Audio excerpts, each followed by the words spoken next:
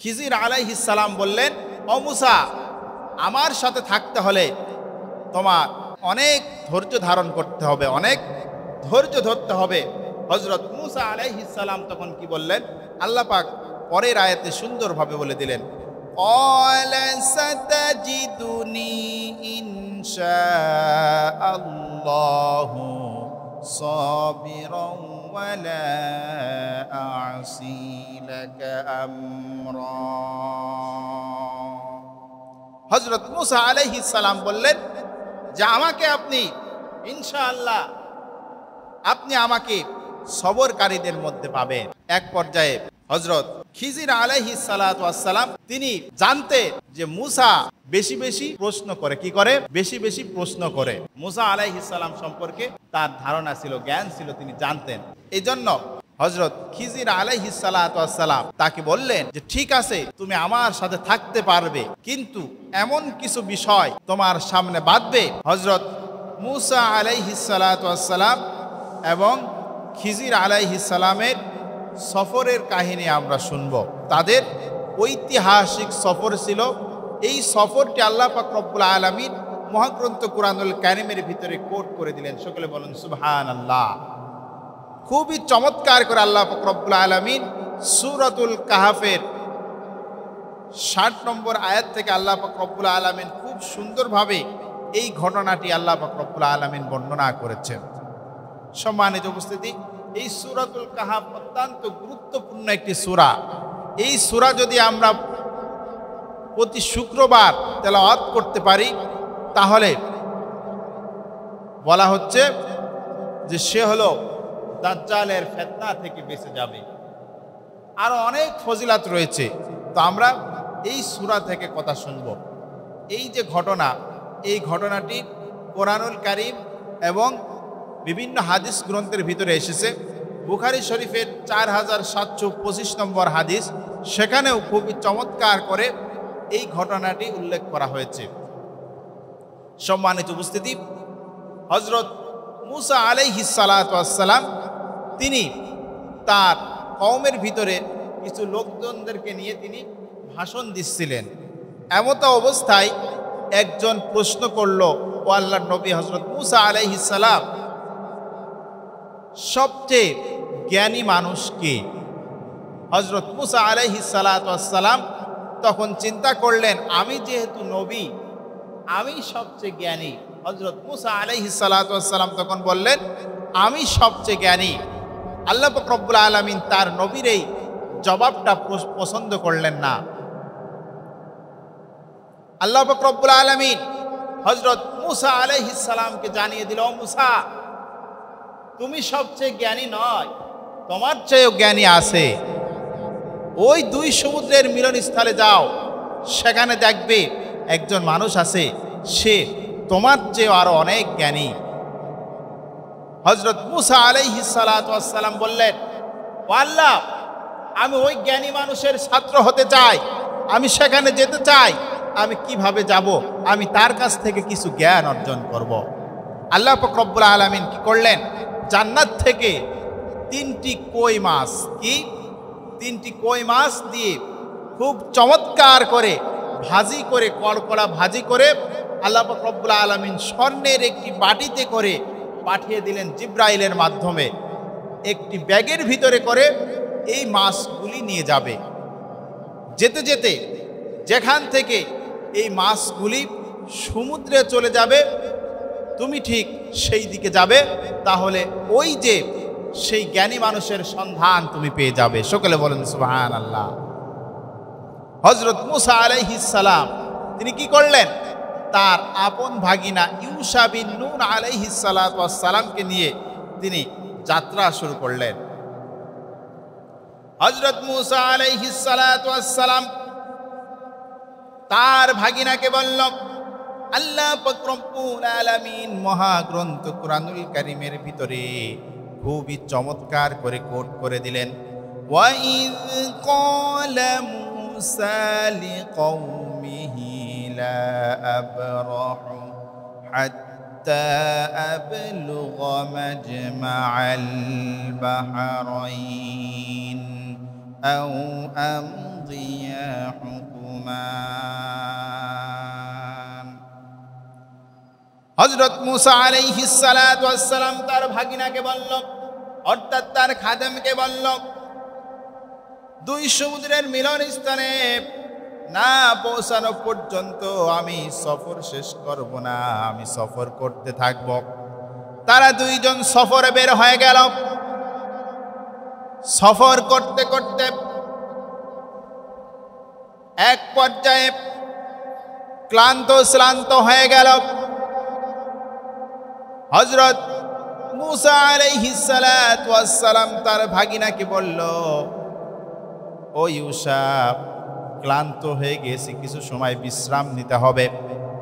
তাদের কাছে যে ব্যাগ ছিল তারা সেইটা নিয়ে সেখানে বিশ্রাম করা শুরু করলো। হযরত ইউসা বিন নূন আলাইহিস সালাতু ওয়াস সালামের হাঁটুর উপরে মাথা রেখে আল্লাহর নবী হযরত মুসা আলাইহিস সালাতু ওয়াস সালাম বিশ্রাম করা শুরু করল। তিনি কিছু সময়ের ভিতরে ঘুম ঘুম ভাব চলে আসলো।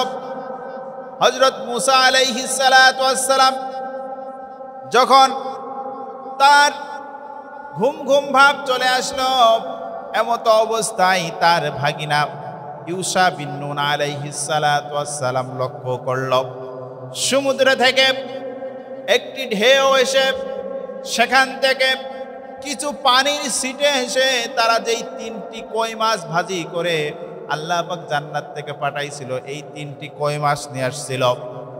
যখন পানির ছিটায় বেগে এসে লাগলো, ব্যাগে এসে লাগার সাথে সাথে এই ব্যাগের ভিতরে মাছগুলি নাড়াচড়া করা শুরু করেছে। যখন মাছগুলি নাড়াচড়া করা শুরু করেছে,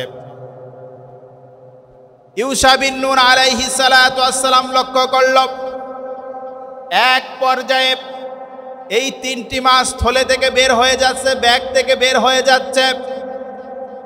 সে ভাবল মাছ বের হয়ে যাচ্ছে, অপরদিকে মামা তো বিশ্রাম করে। কি করে? মামা বিশ্রাম করে। মামার ঘুম নষ্ট করা যাবে না, সে ক্লান্ত, তাকে ডিস্টার্ব করা যাবে না। কারণ আমার মামা মুসা আলাইহিস সালাতু ওয়াস সালাম তিনি সাধারণ কোনো মানুষ নয়। আমার মামা তো সেই মামা যাকে 2.5 মাস বয়সে আমার নানি আগুনের ভিতরে ফেলে দিয়েছিল ফেরাউনের হাত থেকে, ফেরাউনের সৈন্যদের হাত থেকে বাঁচার জন্য, কিন্তু আগুন তাকে পড়াই নাই। আমার মামা তো সেই মামা যেই মামা দুনিয়ায় ভূমিষ্ঠ হবে। এই খবর শুনে ফেরাউন 40,000 শিশুকে হত্যা করেছিল। আমার মামা তো সেই মামা যেই মামাকে নীল নদে ভাসিয়ে দেওয়া হয়েছিল।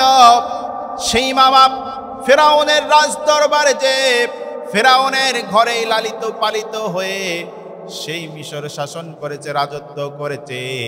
আমার মামা মুসা তো সেই মামা।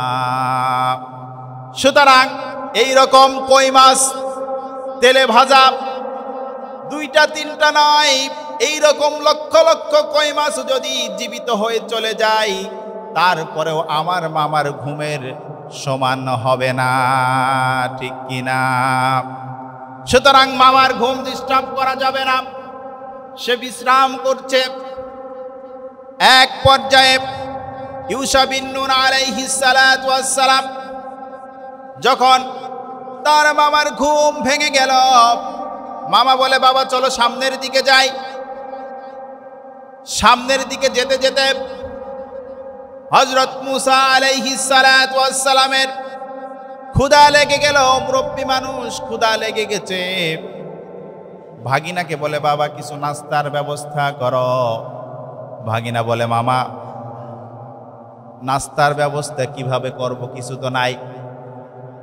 মুসা আলাইহিস সালাম তখন বলে, ভাগিনা ওই দেখো ব্যাগের ভিতরে 3টি মাছ আছে।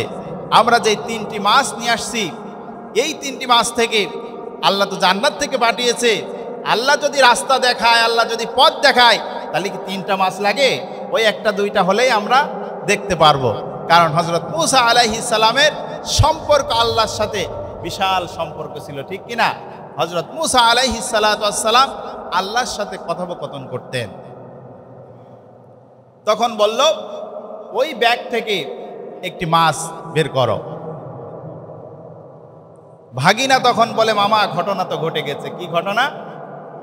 যখন আপনি বিশ্রাম করছিলেন সেই সময় আমি লক্ষ্য করলাম ব্যাগের ভিতরে এই মাছগুলি নাড়াচাড়া করছিল। এক পর্যায়ে বের হয়ে সমুদ্রে চলে গেল। মুসা আলাইহিস সালাম বলে, তাই নাকি? তাহলে তো সেখানেই যাওয়া লাগবে, সেই জায়গায় আমাদেরকে যেতে হবে। তখন তারা সেই দিকে আবার ব্যাকে এসে সেখানে চলে গেল। আল্লাহ পাক রব্বুল আলামিন বলেন, ফালাম্মা বালাগা মাজমা'a বাইনিহিমা নাসিয়া হুতাহুমা ফাত্তাখাযা সাবিলাহু ফিল বাহরি সারাবা। যখন তারা সফর করতে করতে দুই সমুদ্রের মিলনস্থলে চলে গেল, তখন নিজেদের মাছের ব্যাপারে তারা গাফিল হয়ে গেল এবং সেটি বের হয়ে সুড়ঙ্গের মতো পথ তৈরি করে দরিয়ার মধ্যে চলে গেল। এই মাছ কি হলো? সমুদ্রের ভিতরে চলে গেল। তারা সামনে সফর করলো। হঠাৎ যখন ইউশা বিন নুন আলাইহিস সালাতু ওয়াস সালাম, এই ঘটনা তিনি ভুলে গিয়েছিলেন যে মাছ সমুদ্রের ভিতরে চলে গেছে, এইটা যে মুসা আলাইহিস সালামকে বলবে পরে, সেইটা তার স্মরণ ছিল না। পরে যখন স্মরণ আসলো তখন তার মামাকে বলল, তারা আবার পিছনের দিকে চলে আসলো। তখন তারা পিছনের দিকে যখন আসতে লাগলো, তারা তাদের পায়ের চিহ্ন দেখে দেখে, আল্লাহ পাক কোরআনের ভিতরে বলছেন, قال ذلك ما كنا نبغ فارتدا على آثارهما قصصا। মুসা আলাইহিস সালাতু ওয়াস সালাম বললেন যে যেখান থেকে মাছ সমুদ্রের ভিতরে চলে গেছে আমরা সেখানেই যাব। তারা পরবর্তীতে কি করলো?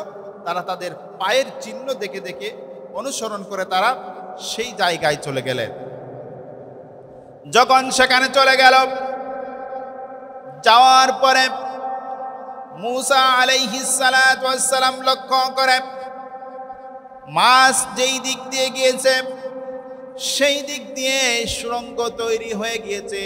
সমুদ্রের পানি আর সেই দিকে আসে না, একটি রাস্তা তৈরি হয়ে গেছে, টানেল তৈরি হয়ে গিয়েছে। হযরত মুসা আলাইহিস সালাতু ওয়াস সালাম সেই দিক দিয়ে রওনা করলেন। যেতে যেতে যখন দুই সমুদ্রের মিলন স্তরে যে পৌঁছালো, দেখতে পেল চাদর আবৃত অবস্থায় একজন মানুষ বসে আছে। হযরত মুসা আলাইহিস সালাতু ওয়াস সালাম সেখানে পৌঁছে গেল। সেখানে পৌঁছানোর পরে সে বুঝতে পারল ইনি হল খিজির আলাইহিস সালাতু ওয়াস সালাম।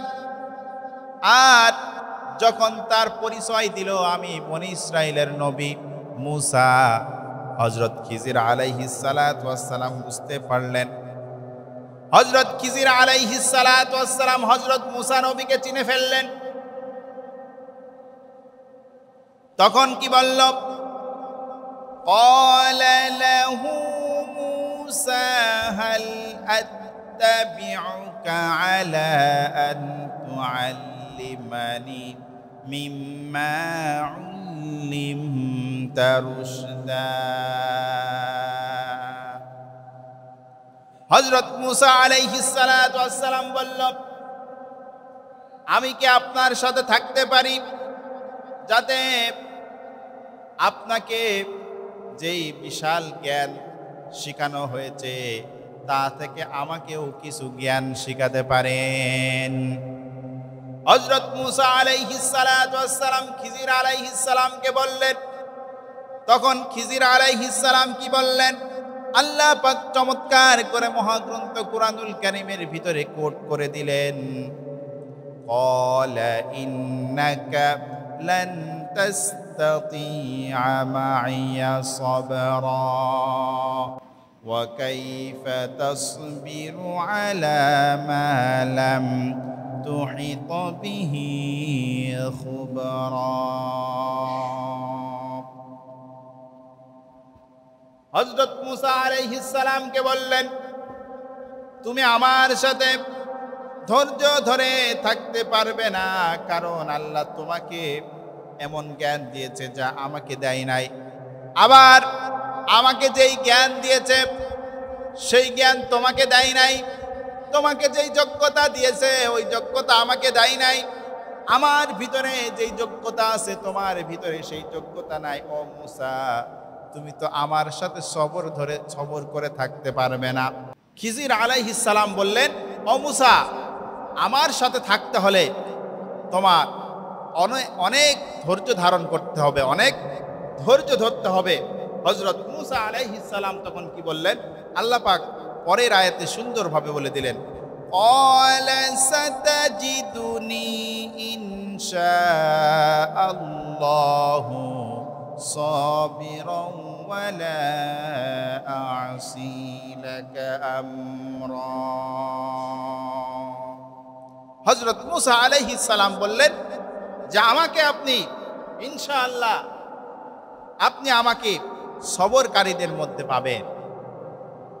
এক পর্যায়ে হযরত খিজির আলাইহিস সালাতু ওয়াস সালাম তিনি জানতেন যে মুসা বেশি বেশি প্রশ্ন করে। কি করে? বেশি বেশি প্রশ্ন করে। মুসা আলাইহিস সালাম সম্পর্কে তার ধারণা ছিল, জ্ঞান ছিল, তিনি জানতেন। এই জন্য হযরত খিজির আলাইহিস সালাতু ওয়াস সালাম তাকে বললেন যে ঠিক আছে, তুমি আমার সাথে থাকতে পারবে, কিন্তু এমন কিছু বিষয় তোমার সামনে বাঁধবে, তুমি সেইটা নিয়ে হয়তোবা ধৈর্যের সীমা অতিক্রম করতে পারো, কিন্তু আমাকে কোনো প্রশ্ন তুমি করতে পারবে না। কি করতে পারবে না? আমাকে কোনো প্রশ্ন তুমি করতে পারবে না। এই শর্তে যদি তুমি রাজি থাকো তাহলে আমার সাথে তুমি যেতে পারো। এক পর্যায়ে মুসা আলাইহিস সালাম বললেন, ঠিক আছে, আমি মেনে নিলাম। তারা সফর শুরু করল। যেতে যেতে একটি নৌকা দেখতে পেল। নৌকায় যাত্রীরা উঠেছে। তারা দুইজন যখন উঠে গেছে, একটি বালক নৌকার যাত্রীদের কাছ থেকে ভাড়া আদায় করছে, টাকা উঠাচ্ছে। উঠাতে উঠাতে যখন তাদের কাছে চলে এসেছে, দেখতে পেল দুইজন আলেম, দুইজন জ্ঞানী মানুষ।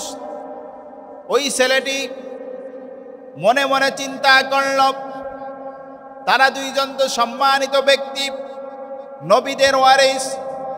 ইন্নামা ইয়াখশাল্লাহা মিন ইবাদিহিল উলামা।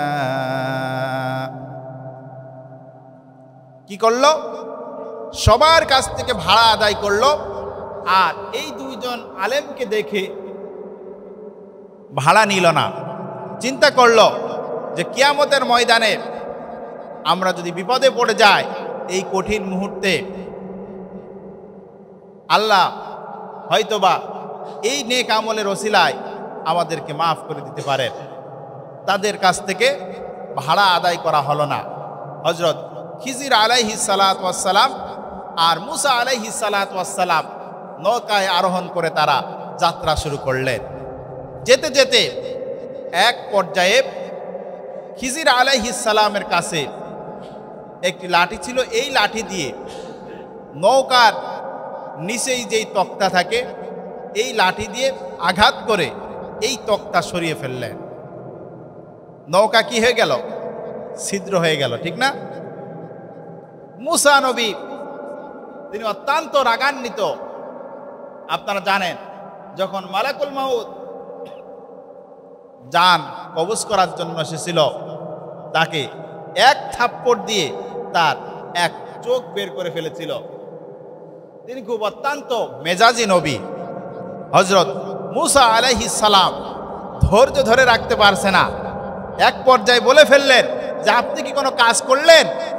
যারা আমাদেরকে এত সম্মান করলো, শ্রদ্ধা করলো, আমরা দুইজন আলেম মানুষ বলে আমাদের কাছ থেকে ভাড়া পর্যন্ত নিল না, তারা এত শ্রদ্ধা দেখালো, অথচ আপনি নৌকাটা ফুটা করে দিলেন, আপনি কি কাজ করলেন? খিজির আলাইহিস সালাম বলে, ও মূসা, তোমাকে আগেই বলেছিলাম তুমি ধৈর্য ধরতে পারবে না। মূসা আলাইহিস সালাম বলে, ঠিক আছে, আমি ধৈর্য ধরলাম। তারা নৌকা থেকে নেমে গেল। যাওয়ার পরে আবার সফর শুরু করলো।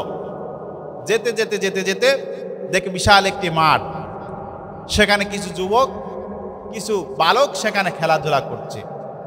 এর ভিতর থেকে একজন বালকের নাম ধরে খিজির ডাক দিয়েছে, রে আব্দুর রহিম, আব্দুল করিম। এই বালকের নামও সে জানে, ডাক দিয়েছে। ডাকার পরে এই বালক যখন কাছে এসেছে, এক থাপ্পড় মেরে এই বালককে মেরে ফেলেছে। মূসা আর ধৈর্য ধরতে পারে না, যে কি আশ্চর্য ব্যাপার, আপনি আপনার সাথে সফর করতে করতে নৌকার যাত্রীরা, নৌকার যারা মালিক আছে, হর্তাকর্তা যারা আছে, তারা সবার কাছ থেকে ভাড়া আদায় করলো, আমাদের সম্মান শ্রদ্ধা দেখিয়ে তারা আমাদের কাছ থেকে ভাড়া নিল না, অথচ আপনি কি করলেন? সেই নৌকা ফুটা করে চলে আসলেন। আচ্ছা, মেনে নিলাম সেটা আপনি করেছেন, কিন্তু এই যে ছোট্ট শিশু, নাবালক শিশু, তারা খেলাধুলা করছে, আপনি হঠাৎ করে একজনকে ডাক দিয়ে আপনি একজনকে মেরে ফেললেন, এই ব্যাপারে তো আমি ছাড় দিতে পারবো না। খিজির আলাইহিস সালাম বলল, ও মূসা, তুমি যদি ধৈর্য ধরতে না পারো তাহলে তুমি চলে যাও, আমার সাথে তোমার থাকার দরকার নাই। এক পর্যায়ে মূসা আলাইহিস সালাম শক্ত হওয়ার পরেও আবার তিনি নরম হয়ে গেলেন। তিনি বললেন, আচ্ছা ঠিক আছে, দেখি শেষ পর্যন্ত আপনি কি করেন, কি ঘটনা আপনি ঘটান। আবার চলে গেল, তারা সফরে বের হয়ে পড়ল। যেতে যেতে যেতে যেতে প্রচন্ড ক্ষুধার্ত হয়ে গেছে। এমত অবস্থায় বিশাল একটি এলাকার ভিতরে প্রবেশ করল। সেখানে অসংখ্য বাড়িঘর। তারা ক্ষুধার্ত হয়ে গেছে। সেখানে যে কিছু খাবারের কথা বলল, কিছু খাবার চাইল। এই মানুষগুলি খাবার দিতে তারা স্বীকার হলো না, রাজি হলো না। তারা খাবার দিতে রাজি হলো না। এক পর্যায়ে খিজির আলাইহিস সালাম সেখান থেকে বের হয়ে এসে পাশেই দেখে একটি দেওয়াল দেওয়া, এটা জীর্ণ শীর্ণ হয়ে পড়ে গেছে। তখন মূসা নবীকে বলে, ও মূসা, তোমার কাছে কিছু টাকা পয়সা দিচ্ছি, এই দেওয়ালটা মেরামত করতে হবে, ঠিক করতে হবে, এর জন্য ইট, বালি, সিমেন্ট যা কিছু দরকার তুমি বাজার থেকে কুড়াই করে নিয়ে আসো। মূসা নবী অনেক ধৈর্য ধরে, যে প্রচন্ড ক্ষুধার্ত, তারপরে এখানে অসংখ্য বাড়ি রয়েছে, একটা বাড়ি থেকে অল্প কিছু খাবারের ব্যবস্থা হলো না। আবার এখানে একটি জীর্ণ শীর্ণ দেয়াল দেখে সেখানে সে দেয়াল মেরামত করে দিচ্ছে। আমি প্রচন্ড ক্ষুধা নিয়ে বাজারে যাব, আবার এগুলি কেনাকাটা করে নিয়ে আসবো। হযরত মূসা আলাইহিস সালাম রাগান্বিত হয়ে ধৈর্য ধরে নিজের ভিতরে রেখে তিনি বাজার থেকে সব কিছুর ব্যবস্থা করে নিয়ে আসলেন। আসার পরে খিজির আলাইহিস সালাম কি করলেন? তাকে সাথে করে নিয়ে দুইজন মিলে এই দেয়ালটা ঠিক করে দিলেন। হযরত মূসা আলাইহিস সালাম শেষ পর্যন্ত বলে ফেললেন যে আপনি যে কাজগুলি করছেন, একটা কাজও তো আমার পছন্দ হচ্ছে না। আমি তো চেয়েছিলাম আপনার সাথে থেকে আমি কিছু জ্ঞান আহরণ করব, কিছু জ্ঞান অন্বেষণ করব, কিন্তু আপনি যেইগুলি কাজ করছেন এই কাজটা তো একটাও তো জ্ঞানের কোনো কাজ নয়। আপনি থাকেন, আমি আমার মতো চলে যাই। আর আপনি বুঝবেন, এরপরে যদি আমি কোনো বিষয় আপনাকে কোনো কিছু প্রশ্ন করি, তাহলে আপনি সহজে বুঝে যাবেন যে আমি আর আপনার সাথে থাকতে রাজি নয়। খিজির আলাইহিস সালাম বলল, ও মূসা, ধৈর্য ধরো, যেই ঘটনাগুলি ঘটেছে এর ব্যাখ্যা আমি এখনই তোমাকে দিয়ে দিব। ও মুসা, প্রথম যেই ঘটনাটি ঘটেছিল, আমরা নৌকায় আরোহণ করলাম, নৌকা চলে আসলো, আর আমি কি করলাম, লাঠি দিয়ে আমি নৌকাকে ফুটো করে দিলাম। ও মুসা, এইটা তো তুমি জানো না, এই জ্ঞান আল্লাহ পাক আমাকে দিয়েছে। এই রাষ্ট্রের ভিতরে এমন একজন শাসক আসবে, এমন একজন শাসক আসবে, স্বৈরাচার শাসক আসবে, যে কি করবে, অন্যায়ভাবে মানুষের সম্পদগুলি লুণ্ঠন করবে, নিজের আয়ত্ত করে নেবে, ভালো বাড়ি, ভালো বিল্ডিং, ভালো যানবাহন এইগুলি দেখলে সে নিজের নামে করে নিবে, নিজের করে নিবে। আর এই শাসক একটি জিনিস দেখবে, একটি বিষয় খেয়াল করবে, যেই জিনিসগুলি নিয়ে নিবে সেইগুলি ত্রুটিমুক্ত থাকবে। আর যদি এই জিনিসগুলির ভিতরে কোনো ধরনের ত্রুটি থাকে তাহলে সেইগুলি এই স্বৈরাচার শাসক নিবে না। এই জন্য আমি এই নৌকাকে আমি ফুটো করে দিয়েছি, যাতে এই ত্রুটি দেখার পরে এই শাসক, কারণ এরা অনেক কষ্ট করে এই নৌকা কিনেছে, এই নৌকার উপরে তাদের 3 বেলা খাবারের ব্যবস্থা হয়। বলল, মুসা, আমি যে নৌকা ফুটো করেছি, নৌকা ফুটো হয়েছে, অথচ নৌকার ভিতরে কি পানি ঢুকতে দেখেছো? মুসা নবী বলে, না, নৌকার ভিতরে তো পানি ঢুকতে দেখিনি। খিজির আলাইহিস সালাম বলে, দ্বিতীয় যে এই ঘটনাটি তুমি দেখেছো, যে অনেক বালক মাঠের ভিতরে খেলছিল, সেখান থেকে একজন বালককে ডেকে আমি হত্যা করে ফেলেছি, ঠিক কিনা? আমি কেন হত্যা করেছি? এই বালক হলো বড় হওয়ার পরে সে চরম ইসলাম বিদ্বেষী হবে, আর এই বালকের পিতা মাতা তারা দুইজনেই অত্যন্ত ধার্মিক, অত্যন্ত নমনীয়। এই সন্তানের কারণে তার পিতামাতাকে বিশাল বিপদের সম্মুখীন হতে হবে, বিশাল কষ্ট পেতে হবে, যার কারণে আমি এই বালককে হত্যা করে ফেলেছি। আর আল্লাহর কাছে দোয়া করেছি যে আল্লাহ, আপনি এই পিতামাতাকে উত্তম ভালো একজন সন্তান দান করো, যে যেন বড় হয়ে ইসলামের জন্য, দ্বীনের জন্য কাজ করতে পারে। সকলে বলুন সুবহানাল্লাহ। 3 নম্বর যেই ঘটনা, সেটি হলো যেই দেয়ালটি পড়ে গিয়েছিল, এইটার মালিক ছিল ছোট্ট 2টি শিশু। এর নিচেই কিছু গুপ্ত ধন ছিল, যেটি হলো তার এই 2জন শিশু, তার পিতা মাতা মারা যায়। অনেক বড় ঘটনা, তার পিতা মাতা উভয়জনই মারা যায়। তো মারা যাওয়ার পূর্বে তারা এই জিনিসগুলি মাটির নিচেই রেখে তারা সেখানে সুন্দরভাবে ইট দিয়ে ঢালাই করে প্রাচীর দিয়ে দিয়েছে, যাতে এখানে কেউ আসতে না পারে। তো এই যে 2টি শিশু যখন তার পিতা মাতা মারা যায়, মারা যাওয়ার পরে তারা নানা বাড়িতে লালিত পালিত হয়। তো তারা এইখানের কোনো খোঁজ খবর নিতে না পারায়, যখন দেওয়ালটা এভাবে জীর্ণ শীর্ণ হয়ে গিয়েছে, এই জন্য আমি সুন্দরভাবে মজবুত করে এমন ব্যবস্থা করে দিয়েছি যাতে এই গুপ্ত ধনগুলি অন্য কেউ এইখান থেকে নেওয়ার সুযোগ না পায়। সম্মানিত উপস্থিতি, সম্মানিত হাজিরিন, আমি যেই ঘটনাটি বললাম এটি বানানো কোনো ঘটনা নয়, এটা ডাইরেক্ট কোরআন থেকে। আপনারা কোরআন পড়বেন, আমি তো আয়াত পড়ার সময় পাই নাই, সময় যেহেতু কম অল্প, এই জন্য আমি আয়াত পড়ার সুযোগ পাই নাই। আপনারা কোরআনুল কারীমের 18 নম্বর সূরা, কত নম্বর সূরা? 18 নম্বর সূরা, 18 নম্বর সূরা সূরাতুল কাহাফ। এই কাহাফ আপনারা পড়বেন। যদি বাংলা অনুবাদ কোরআন আপনাদের কাছে থাকে তাহলে দেখবেন সেখানে খুবই চমৎকার করে এই ঘটনা বর্ণনা করা হয়েছে। 60 নম্বর আয়াত থেকে খুবই সুন্দরভাবে খিজির এবং মূসা আলাইহিস সালামের এই সফরের ঘটনা খুব সুন্দর করে বর্ণনা করা হয়েছে।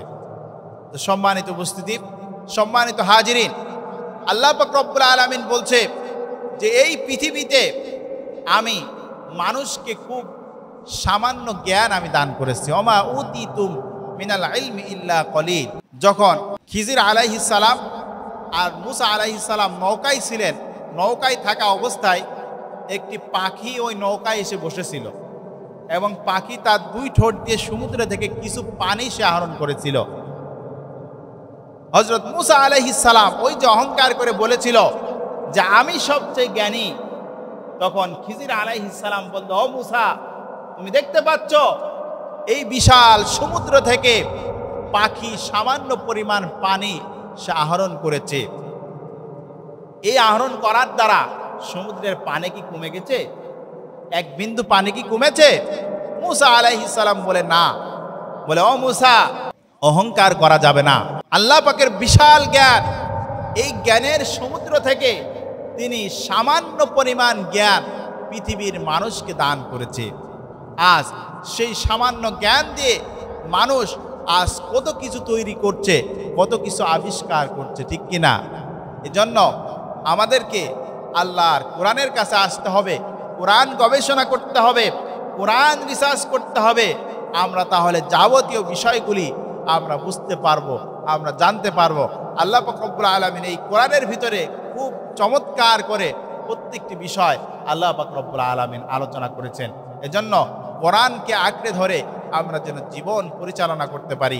আল্লাহ পাক আমাদের সকলকে তৌফিক দান করুন। আল্লাহুম্মা আমিন। ওয়া আখিরি দাওয়ানা আনিল হামদুলিল্লাহি রাব্বিল আলামিন।